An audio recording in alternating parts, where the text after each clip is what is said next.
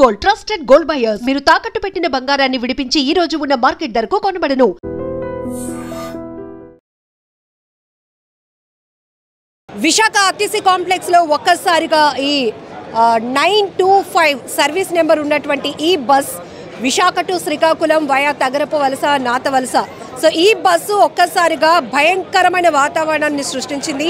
ఒక్కసారిగా జనాల పైనకి దూసుకురావడంతో ఒక మహిళ ఇక్కడ ఈ బస్సు ఢీకొని మృతి చెందినటువంటి దారుణమైన ఘటన. అయితే ప్రత్యక్ష సాక్షి ఇక్కడే ఉన్నారు. ఇప్పటికీ నా కాళ్ళు చేతులు వణికిపోతున్నాయి. ఎందుకంటే ఆ బస్సు వచ్చిన స్పీడ్ చూస్తే మా అందరిపైకి దూసుకొచ్చేస్తుందేమో అని భయపడ్డాం మేడం. కానీ ఆ మహిళ పైనకి ఇంకొక అబ్బాయికి కూడా పెద్ద ప్రాణాపాయమే తప్పిందంటున్నారు. ఏం జరిగిందండి ఆ టైంలో? మీరు ఇక్కడే ఉన్నారా? అక్కడే నాకు బాగాలేదు మేడం గారు. ఊరు వెళ్ళాలా లేకపోతే కంచరపాలెం నేను ఉన్నాను. నేను రియాలిటీగా నేను అంత స్పీడ్ లైఫ్లో చూడలేదు. అంటే నేను కూడా డ్రైవర్, ఆటోమేటిక్ బండి ఆటోలో తోలినతనే. నేను పక్కనే కూర్చొని జస్ట్ పడుకుని రిలాక్స్ అయ్యి ఇలా చూస్తున్నాను. బండిలో మటు ఎవరు లేరు, ఒక డ్రైవర్ గారు ఉన్నారు. మరి కండక్టర్ వెనకాల కూర్చోనో లేదో నాకు తెలియదు, కానీ డ్రైవర్ గారు వచ్చారు. వచ్చినంటే అమాయంతం వచ్చి ఆ పోల్లో కొట్టిన వెంటనే అందరూ ఉలికి పడిపోయాం మేము. అయితే దానికన్నా ముందు ఒక బాబు ఉన్నాడు, ఒక 15-16 సంవత్సరాలు అతను ఉన్నారు. నెక్స్ట్ ఏంటంటే ఆవిడ 2 బ్యాగులు పట్టుకొని ఉన్నారు. నేను ఆవిడకి చూసాను తప్ప నేను చెప్పలేని స్థితిలో, రే బస్సు వచ్చేస్తుంది, స్పీడ్గా వస్తుందిరా ముందుకు పరిగెట్టు అన్నాను. కేక పెట్టాను, అయినా వచ్చి గుద్దింది. నేను ఇంకా చూసింది జరిగిన వాస్తవం. బస్సు స్పీడ్ అంటే ఎంత దూరంలో దాన్ని అబ్జర్వ్ చేస్తూ వస్తున్నారు అంటే, జనరల్గా ఈ ప్లాట్ఫామ్ దగ్గరకు వచ్చినప్పుడు ఏ ఊరికి బస్సులు అక్కడ ఆగుతూ ఉంటాయి, కానీ ఇది ఏదో ప్రమాదంకి ఇది ఏంటంటే ఇప్పుడు పోలీసు వారైనా గవర్నమెంట్ వాళ్ళైనా తను తాగి డ్రైవ్ చేస్తారా లేకపోతే దాంట్లో బ్రేక్ ఫెయిల్ అనేది కంపల్సరీ నిర్ధారణ చేయాలి ఈ విషయానికి. ఇప్పుడు మేమే చనిపోయి ఉంటే మా ఫ్యామిలీ ఎంత బాధపడతారు? లేదు మేడం గారు, నడుచుకుని వస్తుంది పాపం. టాయిలెట్కు దానికి వెళ్ళి నేను అది కూడా చూడలేదు. అయితే ఈవిడ చనిపోవడం స్పాట్లో కరెక్ట్ వచ్చేసింది. దానికన్నా ముందు ఒక అబ్బాయి ఉండాడు. మరి ఏ ఊరు నేను అనుకుంటున్నాను, నేను ఒరే నాన్న జంప్ చేయను, అయినా గుద్దిందో లేదో నేను అప్పుడు కళ్ళ చెదిరిపోయింది. ఈ లోపల తగిలేసింది కదా, డాయమని సౌండ్ వస్తే మేమందరం ఉలికి పడిపోయాం. ఆ అబ్బాయి కూడా చనిపోయేవారు. ఇక్కడ ప్రత్యక్ష సాక్షి చెప్తున్నారు, నేను ఇక్కడే ఉన్నాను. అయితే ఒక్కసారిగా మహిళ ఇక్కడ నడుచుకుంటూ వస్తోంది. పాపం 2 బ్యాగులు కూడా ఆ మహిళకి సంబంధించినటువంటి బ్యాగ్స్ కూడా మనకి కనపడుతున్నాయి. అయితే ఈ బస్సు వస్తున్న అతి వేగం దూసుకొస్తుంది. ఇది లోపలికి వచ్చేసి మా అందరిపైనకి కూడా బస్సు దూసుకొస్తుందేమో అని భయపడుతూనే ఈ మహిళ ముందు ఒక 16 సంవత్సరాల అబ్బాయి కూడా ఉంటే, అరే బస్సు వచ్చేస్తోంది దూకరా జంప్ చేయరా అని నేను అరిచి ఆ అబ్బాయి ప్రాణాలు కాపాడాను అంటున్నాడు. ఇప్పటికీ కూడా అసలు ఎవరు ఆ మహిళకు సంబంధించినటువంటి ఇంకా పూర్తి వివరాలు తెలియలేదు. ఎందుకంటే ఆమె ఎక్కడికి వెళ్ళాలనుకుంటుందో. బట్ ద్వారకా బస్ కాంప్లెక్స్లో, ఆర్టీసీ కాంప్లెక్స్లోనైతే ప్లాట్ఫామ్ నెంబర్ 25 దగ్గర శ్రీకాకుళం బస్ ఏదైతే ఉందో ఇది ఇక్కడ పార్క్ చేయడానికి వస్తూనే వేగంగా దూసుకొచ్చింది.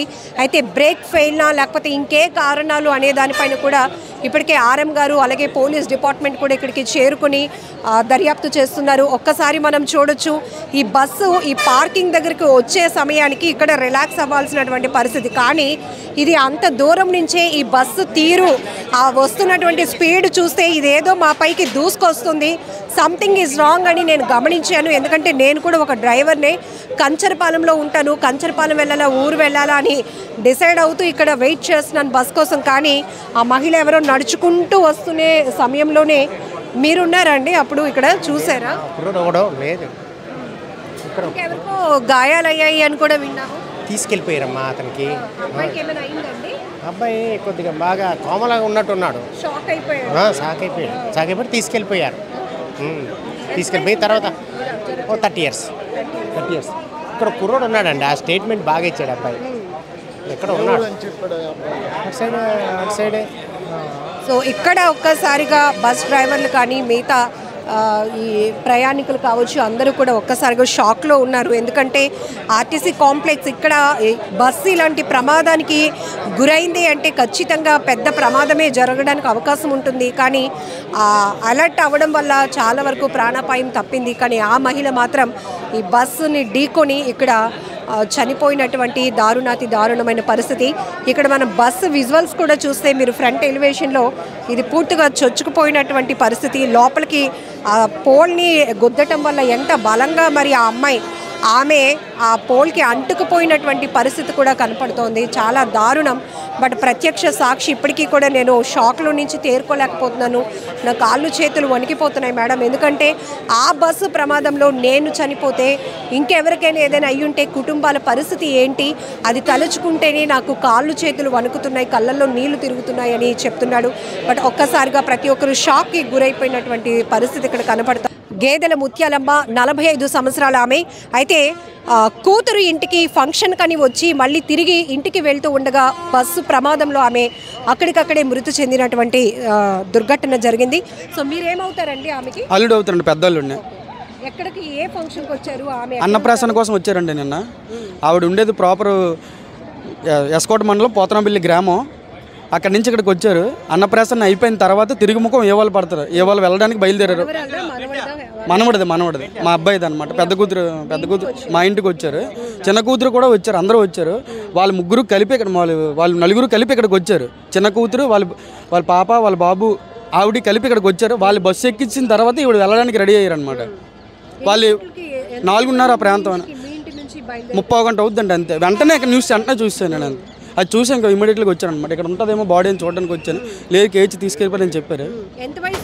45. అవునండి. డైలీ లేబర్ పని చేస్తూ ఉంటారు. డైలీ వైజ్ కూలి పనే చేస్తారు. ఎక్కేపాలెం హోటల్లో చేస్తారనమాట. కొంచెం పార్సల్ కడతారు. ఇద్దరు పాపలేనండి, బాబులు ఎవరు లేరు. ఇప్పుడు అప్పటి వరకు మీ ఇంట్లో శుభకార్యంలో ఉన్నటువంటి ఆమె మీ అత్తగారు ఒక్కసారిగా ఇలా ప్రమాదంలో మృతి చెందటం చాలా బాధాకరమైన విషయం. ఏం న్యాయం కోరుతున్నారు? ఏం జరుగుతుంది అనుకుంటున్నారు మీరు? అసలు ఏం జరిగిందో కూడా తెలియదు మేడం. ఇలాగ అయ్యింది. ఇప్పుడు వాళ్ళ కూతురికి ఇలా తెలియగానే ఫిట్స్ వచ్చి పడిపోయింది. మా కూతురికి హాస్పిటల్ తీసుకెళ్ళిపోయామండి ఆల్రెడీ. మా మిస్సెస్ని, పెద్ద కూతురిని ఫిట్స్ వచ్చి పడిపోయింది. హాస్పిటల్ కూడా తీసుకెళ్ళిపోయారు. అక్కడ మా అమ్మ మన పెట్టాను. ఇక్కడ నేను మా ఫ్రెండ్ వచ్చాం అనమాట వెళ్ళడానికి. మొన్న మేడం, మొన్న వచ్చారు. నిన్న ఫంక్షన్ జరిగింది. మొన్న సాయంత్రం వచ్చారు. నిన్న ఫంక్షన్ జరిగింది. ఈరోజు వెళ్తుండే ఇలాగ ఏదో ఒకటి మీ మీడియా మిత్రులు న్యాయం చేయాలి మేడం. ఏం న్యాయం కోరుతున్నారు ఆర్టీసీ యాజమాన్యాన్ని?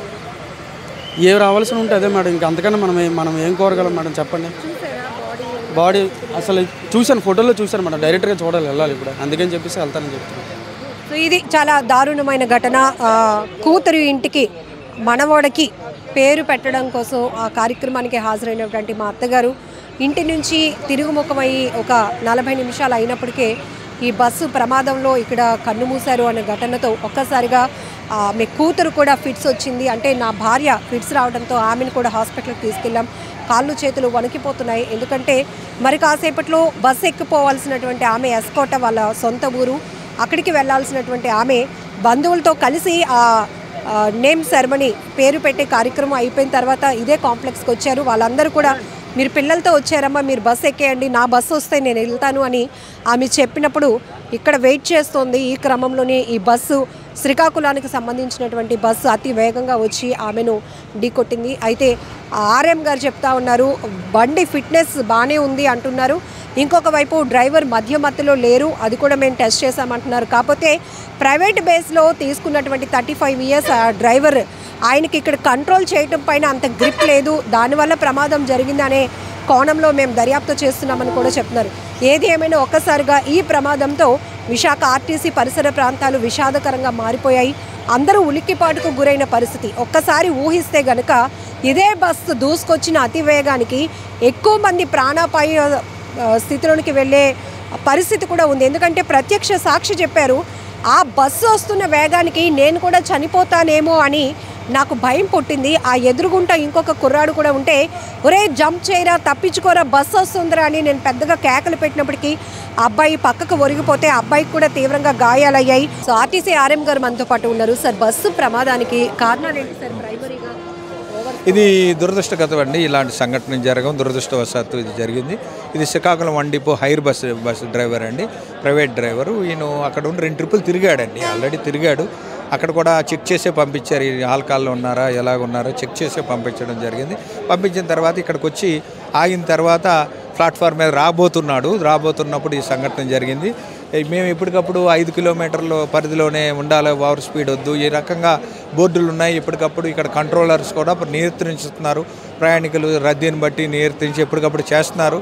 స్టిల్ అయినప్పటికీ కూడా కొంతమంది సరైన రీతిలో డ్రైవర్లు లేకపోవడం వల్ల అప్పుడప్పుడు జరిగే అవకాశం కనిపిస్తుంది. ఇలాగా డ్రైవర్కి ఎన్ని ఇయర్స్ ఎక్స్పీరియన్స్ ఉంది సార్? అది ప్రైవేట్ డ్రైవర్ అండి, చంద్రరావు అనే డ్రైవరు. ఆయనకు 10 ఇయర్స్ ఎక్స్పీరియన్స్లో ప్రైవేట్ డ్రైవర్ అండి ఆయనకు ఉన్నది. అది పూర్తి వివరాలు శ్రీకాకుళం 1 డిపో ఆధార జిల్లా వెహికల్ వాళ్ళకు కూడా ఇన్ఫర్మేషన్ ఇచ్చి కలెక్టర్ గారు కూడా అర్హత తీస్తున్నారు. మంత్రివర్యులు కూడా మా హెడ్ ఆఫీస్ నుండి కూడా డ్రైవర్కి ఎంత ఏజ్ ఉంటుంది? ఏజ్ అరౌండ్ 35 ఇయర్స్ అలా ఉంటుందండి. ఈ మృతి చెందిన మహిళ వీళ్ళు అంతా ఒరిస్సా అన్నట్టు కనిపిస్తుందండి, పేరు అయితే ఇంకా తెలియలేదు. గాయాలతో అయినండి వల్లి అని అయినండి, ఆయన కేజీహెచ్లో పంపించాము. మా అధికారులంతా కూడా ఆయన వయసు అరౌండ్ 35 ఉంటుందండి. ఆయన ట్రీట్మెంట్ తీసుకుంటున్నారు, ఆయనకేం పెద్ద ఇబ్బంది లేదండి.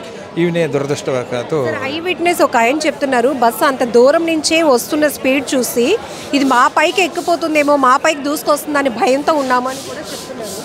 అది ఒక రకంగా స్పీడ్ ఓవర్ స్పీడ్ అని అనుకోవచ్చు. అంటే ఇక్కడ ఉన్న దాని ప్రకారంగా ఓవర్ స్పీడ్ అయితే కాదండి, నార్మల్ స్పీడే వస్తున్నారు.